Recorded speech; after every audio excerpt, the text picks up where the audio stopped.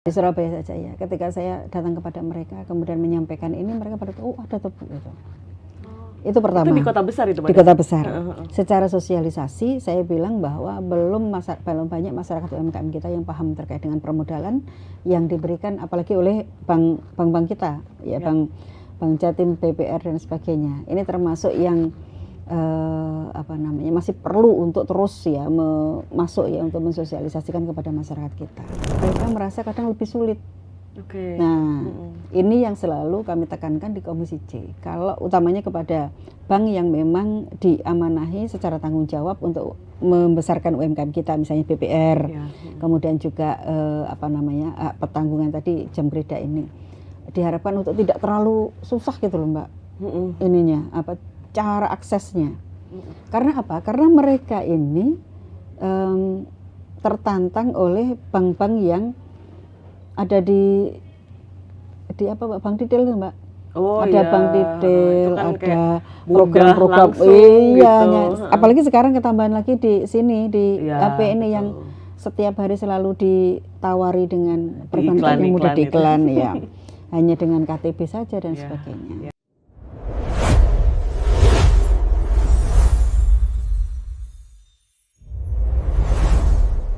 Assalamualaikum warahmatullahi wabarakatuh. Salam sejahtera untuk kita semua. Om Swastiastu, Namo Buddhaya, dan salam kebajikan. Tribuners, kembali lagi bersama saya Cindy dalam podcast DPRD Jawa Timur, Ngobrol Bareng Dewan. Di episode kali ini, Tribuners, kita akan membahas tentang penyertaan modal untuk Jamkrida yang harus tepat sasaran. Nah, UMKM Tribuners seperti kita ketahui menjadi salah satu tulang punggung perekonomian di Jawa Timur. Namun hingga saat ini masih banyak pelaku usaha kecil yang kesulitan untuk mendapatkan pinjaman dari bank karena terkendala syarat, kemudian jaminan ataupun keterbatasan administrasi. Untuk menjawab hal tersebut, pemerintah daerah melalui Jamkrida Jatim menghadirkan penjaminan kredit agar pelaku UMKM bisa lebih mudah mengakses pembiayaan. Namun, yang menjadi perhatian adalah bagaimana memastikan tambahan modal ini benar-benar tepat sasaran dan memberikan dampak nyata bagi pelaku UMKM atau pelaku usaha kecil, bukan sekedar meningkatkan angka penyalurannya saja. Dan untuk membahas ini semua lebih lanjut, Tribuners sudah hadir bersama saya di sini. Anggota Komisi C DPRD Jawa Timur, Ibu Lili Hendarwati. Selamat pagi, Bu Lili. Selamat pagi, Mbak Cindy. Sehat, Bu Lili? Alhamdulillah, harus sehat. Harus sehat, Baik, Bu Lili, ini pemerintah, Bu Lili, itu kan berencana untuk menambah modal 300 miliar ke Jamkrida. Nah, menurut Bu Lili itu seberapa penting sebenarnya langkah ini bagi UMKM di Jawa Timur? Ya, baik Mbak Cindy, kita mulai dulu dari kaitan pertanyaan panjenengan tadi. Apakah sebenarnya pembiayaan ini nanti akan penting untuk Jamkrida, pengembangan Jamkrida, termasuk juga tugas-tugas Jamkrida yang tidak hanya bisnis tapi juga sosial. Kalau saya melihat dari apa yang disampaikan oleh Bu Khofifah, gubernur kita, dalam nota penjelasan ya untuk raperda ini, beliau menyampaikan terkait dengan kebutuhan memang di Jamkrida untuk bisa terus menambah pembiayaan karena memang ada perencanaan tidak hanya untuk bisa memberikan kesempatan kepada para UMKM kita untuk mengakses atau penjaminan ini, tetapi juga ada usaha untuk menambah digitalisasi di Jamkrida itu sendiri. Ya, sebenarnya secara prinsip tentu kami semuanya sangat mendukung ya kalau misalnya kemudian ada penambahan pembiayaan yang itu digunakan untuk memberikan support kepada UMKM kita ya. Karena memang pada kenyataannya ada 77,8% UMKM yang bankable, tidak bisa akses pembiayaan karena memang cukup berat ya. Kita bicara kaitan dengan di UMKM saja, itu kebanyakan mereka tidak lagi bisa untuk mengakses pembiayaan karena rata-rata sudah cool Mbak. Ya, teman-teman di UMKM ini rata-rata tidak paham bahwa KTP ini memberikan risiko besar ketika dipinjamkan. Banyak yang mereka kemudian meminjamkan UMKM KTP ini dan digunakan untuk yang lain. Jadi sebenarnya karena kebutuhan ini, kalau dikatakan apakah kemudian pembiayaan ini dibutuhkan atau tidak dibutuhkan, sangat dibutuhkan sebenarnya. Kalau mengikuti visi dan misinya Jamkrida di dalam tugas mereka, sesungguhnya memang sangat dibutuhkan untuk bisa membantu para UMKM kita. Dan kalau kami kemudian diminta untuk juga menyetujui kaitan dengan pembiayaan ini, tentu kami akan setuju, tetapi tentu dengan syarat dan ketentuan berlaku. Bagaimana tugas dari Jamkrida ini sendiri bisa terlaksana dengan baik sesuai dengan visinya. Ya, saya kira begitu. Ya. Baik, tapi kalau selama ini Bu Lili, sejauh ini ya, peran dari Jamkrida dalam membantu UMKM mendapatkan pinjaman itu seperti apa sejauh ini? Iya. Yang terakhir kami melihat memang untuk penjaminan lebih banyak ke multiguna. Okay. Ya, jadi itu yang kemudian membuat kami itu yang pertama ya. Pertama kaitan dengan penjaminan lebih banyak kepada tempat multiguna. Tidak ada UMKM yang seharusnya tugas utamanya adalah untuk penjaminan di UMKM. Ya, yang itu tentu memberikan keharusan untuk mereka kembali kepada hitohnya. Tugas mereka adalah memberikan penjaminan itu kepada UMKM, bukan kepada yang kemungkinan shift saja ya. Kalau multiguna kan mungkin lebih ya Mbak, secara kebisaan masyarakat kita lebih bisa ya, lebih patuh untuk bisa menyelesaikan. Sementara kalau ini kan kesan untuk aman ini lebih besar berarti kan ya, kesan untuk mengambil keamanan itu lebih besar, tetapi sebenarnya menjadi tidak sesuai dengan visi mereka sebagai salah satu yang memiliki tugas untuk mengamankan UMKM ini dari kondisi-kondisi yang berat mereka ketika mereka melakukan peminjaman di beberapa bank yang memang menyampaikan pinjaman UMKM gitu. Tapi kalau menurut Bu Lili sendiri itu kenapa akhirnya mereka memberikan porsi yang besar untuk yang multiguna itu? Ya itu tadi salah satunya adalah aman itu tadi. Lebih aman mencari amannya itu ya. Mencari aman. Kalau mencari aman itu ya berarti kan bisnis saja secara sosial. Kan ini kan Jamkrida ini lebih banyak kepada sosial kan ya. Penjaminan kan Mbak. Ya. Penjaminan. Kalau UMKM memang mungkin gagalnya lebih banyak seperti itu. Nah, multiguna lebih sedikit kan gagal. Terjamin gitu ya. Iya, lebih terjamin. Kita melihat seperti itu. Jadi nanti ketika kemudian Jamkrida memang betul-betul bisa menunjukkan bahwa tugas utama mereka untuk menyelesaikan ya UMKM ini memang lebih fokus ke situ, lebih besar di situ ya, mungkin kita akan berikan kesempatan juga untuk penambahan pembiayaan, karena toh pembiayaan itu juga untuk UMKM sendiri. Baik, oke, baik Bu Lili tadi sempat menyinggung beberapa UMKM yang unbankable. Iya, betul. Itu mungkin bisa dijelaskan lagi mungkin lebih detail Bu Lili, itu tentang penyebab utamanya kenapa banyak UMKM yang masih kesusahan gitu untuk mendapatkan modalnya. Jadi sebenarnya ini karena apa ya Mbak ya, ketidakpahaman, saya kira seperti itu. Kebetulan saya punya salah satu komunitas juga, saya megang komunitas UMKM, lumayan banyak juga, ribuan karena juga ya. Banyak sekali. Banyak sekali ya, banyak sekali. Saya mencoba untuk memberikan kemudahan bagi mereka untuk bisa mengakses permodalan. Karena rata-rata mereka mau berkembang tapi susah, karena apa? Karena pesanan banyak tapi tidak bisa menyelesaikan ini dengan cepat. Berarti kebutuhannya kan memang permodalan. Tetapi ternyata sebagian besar, kalau di dalam konteks Jawa Timur sendiri 77,8% bankable. Nah, teman-teman ini rata-rata pertama misalnya mereka memang tidak mampu lagi, karena UMKM ini secara keuntungan mungkin juga tidak cukup besar ya Mbak ya. Kadang juga karena ketidakpahaman terkait bagaimana mereka bisa melakukan pembukuan dengan baik sehingga nyantolnya ke rumah tangga dan sebagainya ya, sehingga mungkin jadi hidup segan mati tak mau begitu. Nah, salah satunya kemudian pembayaran di bank tidak bisa lancar. Nah, itu pertama. Yang kedua sebenarnya juga kesalahan karena ketidakpahaman. Jadi saking mungkin baik hatinya ya meminjamkan KTP ini kepada orang lain yang digunakan untuk pinjam, entah itu pinjamnya di pinjol, entah itu pinjamnya di perbankan yang lain. Akhirnya mereka tidak bisa menggunakan untuk dirinya Diri sendiri. sendiri. Ya. Berarti cukup banyak case seperti itu. Banyak itu ternyata, banyak bukan banyak, banyak kalau orang ngaduin bilang banyak. Iya, itu banyak gitu ya. Iya, tapi berarti Karena tidak paham Mbak, tidak paham. Mereka kan iya. tidak tahu bahwa kalau KTP dipinjam ini sesungguhnya bisa dimanfaatkan orang lain ya. Iya, betul. Entah itu untuk pinjaman, untuk melakukan mungkin hal-hal yang juga berisiko. Risikonya itu kemudian yang nanggung adalah teman-teman UMKM ini sendiri gitu. Sungkanan itu. Betul. Bisa jadi Jawa banget. Kadang justru keluarga sendiri. Oh iya, ada betul. kemudian juga tetangga, ada teman kerja dan sebagainya. Betul Mbak.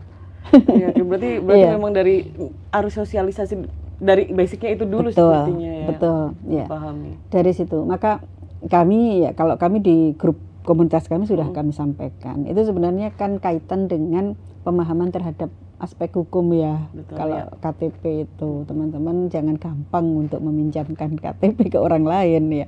Resikonya ketika kemudian itu seperti itu. Bahkan mereka baru tahu bankable setelah maju di permodalan perbankan. Ya soalnya karena bukan mereka gitu ya. Betul, iya. Mereka tuh kok bisa, saya nggak pernah pinjam nih. Tapi ternyata baru ingat dulu pernah nggak dipinjamkan. Oh iya. Dan itu jumlahnya banyak loh Mbak. Saya tuh juga kaget juga, baru tahu ini. Maksud saya baru tahu ketika kemudian teman-teman ini maju di permodalan itu gitu. Itu Ya, menjadi ini hal banyak. yang Memang mungkin di masyarakat kita ya Mbak, banyak hal yang seperti itu. Ya. baik. Dan ini termasuk masyarakat UMKM. Iya itu. Waduh, Iya. kasian Iya. ya kalau Iya, misalnya kasian, gitu iya. karena bukan salah mereka sendiri Iya, gitu. iya. Ini sisi yang lain ya, sisi yang Iya. lain. Ya. Baik, Bu Lili, kemudian dari Bu Lili sendiri nih, menurut Bu Lili bagaimana sih Bu untuk memastikan tambahan modal ini dari Jam Krida itu lebih tepat sasaran gitu kepada UMKM kecil? Iya, Jam Krida ini sebenarnya kan merupakan mitra komisi kami ya Mbak. Saya kebetulan di Komisi C, ya, di Komisi C. Sehingga saya kira perlu untuk Jam Krida juga memberikan paparan kepada kami secara jelas begitu ya. Sebenarnya rencana pembiayaan ini nanti untuk apa saja gitu ya. Oke. Dan poin-poinnya seperti apa? Betulkah memang membutuhkan sekian besarnya sampai 300 miliar ini ya?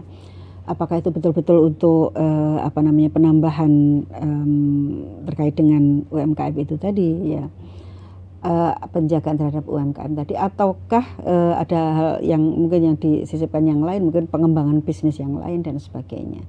Jadi kalau prinsipnya ketika kemudian kami mengetahui secara baik ini logis dan kemudian juga kebutuhannya memang seperti itu, tentu kita mempertimbangkan.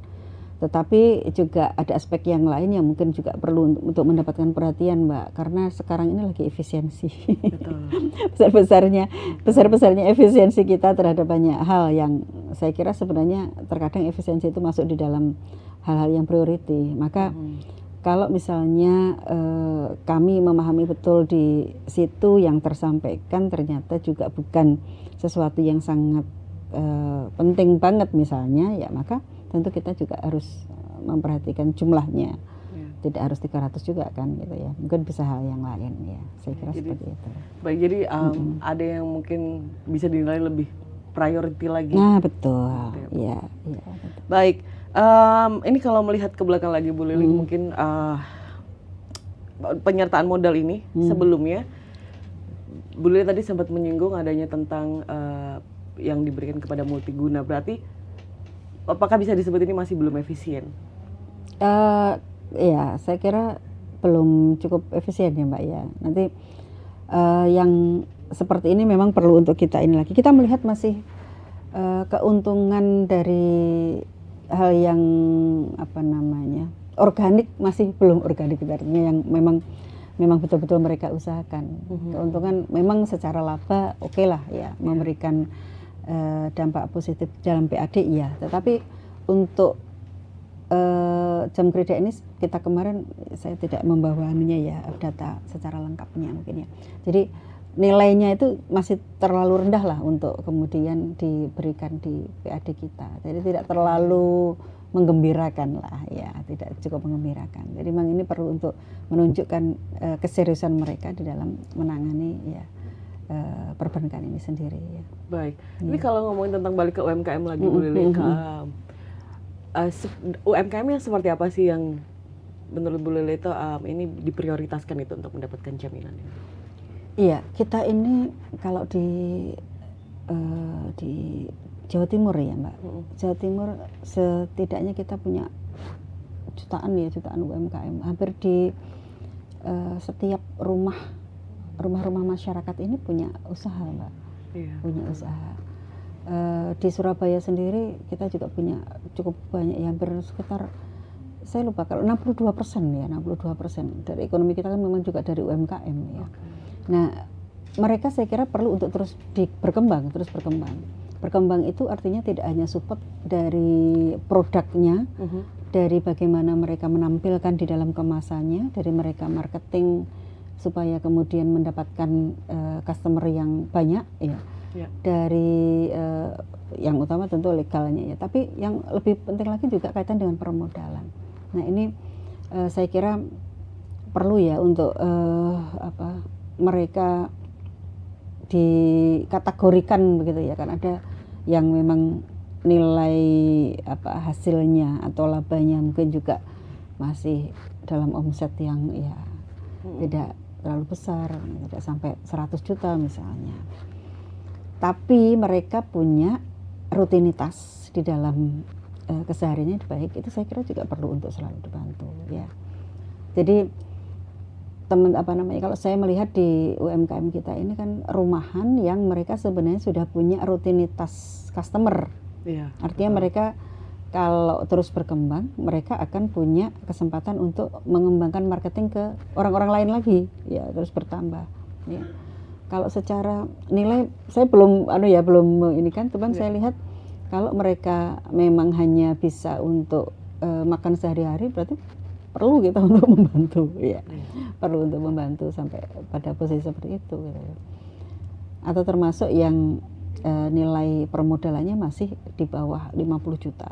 Nah, itu juga saya kira perlu untuk terus dibantu. Karena biasanya mereka ya baru rutinitas saja, belum sampai kepada mereka bisa menghasilkan atau mendapatkan laba yang bisa digunakan untuk kemanfaatan pendidikan atau kemanfaatan membeli hal-hal yang sudah sampai kepada tertier, sekunder dan sebagainya. Ya. Jadi baru untuk kebutuhan sehari-hari. Baru kebutuhan sehari-hari. Ya. Baik, Bu Lili, itu kalau misalkan dilihat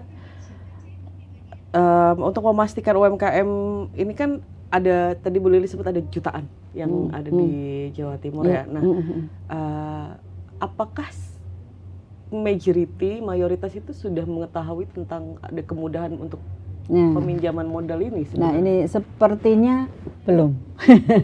Sepertinya belum, Mbak.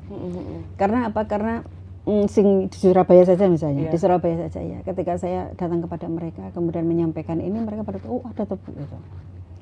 Itu pertama. Itu di kota besar itu, Pak? Di kota besar. Secara sosialisasi saya bilang bahwa belum banyak masyarakat UMKM kita yang paham terkait dengan permodalan yang diberikan apalagi oleh bank kita, ya. Bank Jatim, BPR dan sebagainya. Ini termasuk yang masih perlu untuk terus ya masuk ya untuk mensosialisasikan kepada masyarakat kita. Yang lebih banyak mungkin dari Bank Nasional ya, BRI itu sudah banyak ya. Saya sekaligus menyentil BPR dan Bank Jatim karena ini BPD kita, Mbak. Iya, benar. biar mereka kemudian lebih giat juga untuk turun kepada masyarakat kita, utamanya untuk membantu. Tadi apa, Mbak? Kita sampai lupa. Ini apakah mayoritas itu sudah? Oh iya, mayoritas. Pertama sosialisasi itu tadi. Kemudian yang kedua juga mereka merasa kadang lebih sulit. Nah, ini yang selalu kami tekankan di Komisi C. Kalau utamanya kepada bank yang memang diamanahi secara tanggung jawab untuk membesarkan UMKM kita, misalnya BPR, kemudian juga pertanggungan tadi jam kerja ini, diharapkan untuk tidak terlalu susah gitu loh, Mbak. Cara aksesnya. Karena apa? Karena mereka ini tertantang oleh bank-bank yang ada di bank detail itu, Mbak. Ada bank detail, kan ada program-program, gitu. Apalagi sekarang ketambahan lagi di sini di HP ini yang setiap hari selalu ditawari dengan perbankan yang mudah diiklan ya. hanya dengan KTP saja dan sebagainya. Lah kalau perbankan kita ini kan agak susah, misalnya harus KTP, kemudian KK, surat nikah suami istri, belum nanti mungkin hal-hal yang lain dan sebagainya, sehingga bagi mereka itu agak sulit. Apalagi kalau sudah ada jaminan. Oh ya. Ya kan, jaminan BPKB-nya mungkin, atau surat-surat rumah dan sebagainya. Itu mungkin ngeri sendiri gitu ngeri mereka sendiri. ya. Panjenengan bersa Mbak, terkadang teman-teman ini, saya juga Masya Allah kadang itu kasihan juga ya. Pernah ya saya mendampingi permodalan di teman-teman UMKM. Mereka itu pinjamnya berapa Mbak? Mau pinjam 10 juta. Mau pinjam 10 juta. Tapi yang dibawa ini apa? Sertifikat rumahnya Mbak, bayangkan. Ya ampun, nggak sebanding gitu. Makanya saya digini, ini sertifikat rumah itu 10 juta. Ya, itu kalau di kita istilahnya di bank yang memang paham gitu ya, paham bahwa ini mesti orang-orang yang sangat lugu, nggak paham gitu ya. Mereka kan mesti nyampaikan. Ya. Tapi bayangkan Mbak, kalau itu di bank-bank yang muter itu, bank muter itu. Nah, maka masyarakat kita akan kehilangan sampai kepada rumahnya bahkan gitu. Kalau nggak bisa. Ini kejadian loh Mbak, betul Mbak, saya nggak ada, saya itu di Surabaya itu. Itu di Surabaya? Di Surabaya. Saya di Surabaya Mbak, dapil saya Surabaya. Dan saya membersamai mereka, makanya saya tahu sampai loh Bu gak keliru ini jaringan ini sertifikat rumah loh gitu. Jadinya hanya karena pengen pinjam 10 juta itu. Artinya gini Mbak, kita masih perlu memang untuk banyak mensosialisasikan terkait dengan UMKM ini. Pendampingan dari pemerintah ini memang sangat perlu. Pendampingan itu tidak sekedar kemudian dengan memberikan mungkin legalitas usaha mereka, atau tidak sekedar kemudian memberikan pelatihan. Biasanya kan yang disuka oleh, bukan disuka ya, saya lihat di dinas-dinas itu masih isinya kok pelatihan-pelatihan saja. Yang mereka butuhkan tidak itu gitu. Yang mereka butuhkan itu lebih banyak kepada pendampingan, mungkin kaitan dengan bagaimana mereka bisa eksis marketingnya. Marketing kemana sih sehingga mereka bisa menyebar kemana-mana, misalnya ya bertambah arah tujuannya menjual itu loh ya. Jadi mereka kadang bilang begini, ya Bu, kita kalau diberikan kesempatan pelatihan saja gitu. Nah setelah itu sudah selesai. Tapi dinas memang selalu begitu, kadang mereka juga sukanya memberikan program pelatihan. Sementara gitu. mereka kan sebenarnya UMKM ini maksud saya, mereka kan memang membutuhkan lebih banyak kepada marketingnya atau permodalannya, bukan pelatihannya. Kalau pelatihannya mereka sudah ahli bikin kue-kue ini sudah ahli gitu Mbak. Itu sekalian biar dinas juga dengar. Iya. Nah itu yang terjadi di Surabaya Bu. Nah, kalau misalkan yang di luar kota besar, di luar kota bisa jadi lebih menjangkau juga ya. Sebenarnya bukan hal yang susah saya kira Mbak ya. Kita punya struktur pemerintahan sampai kepada kelurahan, kecamatan, kelurahan. Ada di kelurahan nanti juga punya kepanjangan tangan, ada RW, ada RT. Kalau mau memanfaatkan dan serius untuk memberikan pendampingan kepada UMKM, saya kira sebenarnya bisa lewat struktur pemerintahan itu ya. Mensosialisasikan lewat Pak RT, Pak RW yo iso gitu. Iya. Artinya tidak sekedar kalau saya sekarang memang ada di Instagram misalnya ya, di Instagram atau di Facebook atau apapun atau media sosialnya ini. Tapi seberapa banyak masyarakat kita ini yang sudah UMKM kan masih banyak juga yang di tingkat masyarakat dengan usia sudah baby boomer misalnya Pak ya. Iya, yang mereka nggak lihat koyo apa Instagram koyo apa. Kalau anak-anak muda itu gini. Iya, masih jauh Pak. Iya. Jadi seperti itu. Jadi konvensionalnya perlu. Digitalnya iya, karena kita berhadapan dengan anak-anak muda ya. Tetapi konvensionalnya juga tetap harus ada. Karena masyarakat UMKM kita juga mungkin juga banyak yang tidak memanfaatkan media sosial. Ya, ibu-ibu biasa ini sudah nggak sempat misalnya media sosial. Misalnya seperti itu masih banyak ya. Jadi memang sehingga diperlukan dua-dua itu ya Bu? Diperlukan dua-duanya. Secara digital mungkin iya, tetapi secara konvensional ya tetap harus. Nah, melewati struktur pemerintah ini saya kira juga hal yang paling mudah. Ya, bagaimana kemudian misalnya masyarakat memahami, oh ada pinjaman modal untuk UMKM dari Pak RT misalnya. Pas kumpulan RT atau rapat PKK ya ada, oh ini loh ada, kalau siang UMKM mungkin butuh modal silakan, saya begitu. Kan bisa Mbak, itu saya kira kok lebih mudah ya. Kalau pemikiran saya begitu. Lebih dekat kan. Lebih dekat juga, iya. Tapi apakah selama ini sudah ada yang seperti itu juga? Saya tidak pernah melihat. Makanya saya melihat karena saya sampaikan karena saya tidak pernah melihat ada hal yang seperti itu. Mungkin bisa di start ya, gitu, tidak ada kata terlambat. Iya, tidak ada kata terlambat. Mudah-mudahan begitu. Amin ya. Baik, boleh ini dari sisi pengawasan ya Bu, bagaimana dari DPRD ini memastikan tidak ada penyalahgunaan ataupun pengelolaan yang tidak efektif dari Jam Kerida ini? Jadi faktor pengelolaan yang tidak efektif, kemudian juga termasuk tepat sasaran atau tidak tepat sasaran. Ya. Sebenarnya sudah saya ceritakan banyak itu tadi Mbak. Ketika hearing ya kita kemudian tahu bahwa oh ternyata laporan nih keuangan kok lebih banyak ke multiguna, itu sebagai bagian dari pengawasan kita. Yang kedua ketika kita turun kepada UMKM ternyata juga masih banyak UMKM yang ternyata juga tidak tersentuh, tidak tahu bahkan. Sehingga mereka juga kadang ketakutan, mau utang nanti gak bisa bayar, ya dan sebagainya. Padahal mereka butuh. Akhirnya mereka malah justru mencari yang lainnya, yang itu tadi yang lebih mudah itu tadi. Padahal mungkin repotnya atau agak susahnya secara administratif tadi sebenarnya kan kaitan dengan bagaimana mereka juga mendapatkan pendampingan ini tadi, apa namanya, jaminan itu tadi. Ya, mungkin kaitan dengan itu. Okay. Baik, ini Bu tadi kok saya kepikiran berarti untuk UMKM ini yang KTM-nya tadi nggak bisa itu penyelesaiannya seperti apa Ibu? Kalau misalkan sudah seperti itu terlanjur gitu? Terlanjur yang mana? Yang tadi yang misalkan KTP-nya tuh unbankable tapi karena bukan karena dia gitu, itu apakah ada solusi? Ya sampai sekarang masih belum ada ini ya Mbak ya, belum ada ini. Tapi kan itu sangat tergantung dari apakah kemudian dia sendiri KTP-nya orang yang pinjam KTP tadi bayar apa gak bayar yo akhirnya yo resikonya apa ya, tertulis kol 1, kol 2, kol 3, kol 4 sampai kol 5 misalnya. Ya seperti itu. Akhirnya kan tidak bisa pinjam. Ya. Iya. Aduh. Jadi kepikiran gitu maksudnya kasihan juga gitu dari mereka ya. Iya. Baik, ini Bu kalau misalnya kita berandai-andai kita nggak ada yang mau ya untuk ini semua menjadi buruk nih. Tapi kalau misalkan ini kemungkinan terburuk yang bisa terjadi dari kebijakan ini, menurut Bu Lili itu? Dari kebijakan yang mana? Dari tambahan untuk Jam Kerida itu. Oh, tambahan dari. Saya kira begini Mbak, hampir dari semua pandangan umum fraksi kemarin adalah mempertanyakan kaitan dengan sasarannya. Ya, karena utamanya dari itu ya. Ya, karena memang sebenarnya fokus kita mengetahui bahwa ternyata ada beberapa hal yang memang belum benar tadi perlu untuk ini adalah salah satunya, ngapunten saya lihat catatan ya. Jadi pertama kaitan dengan modal yang bertambah ini ternyata produktivitasnya belum meyakinkan juga ya. Karena apa, kami melihat ada tingkat pengembalian aset ROA dan ROE-nya relatif rendah. Masih relatif rendah. Ya.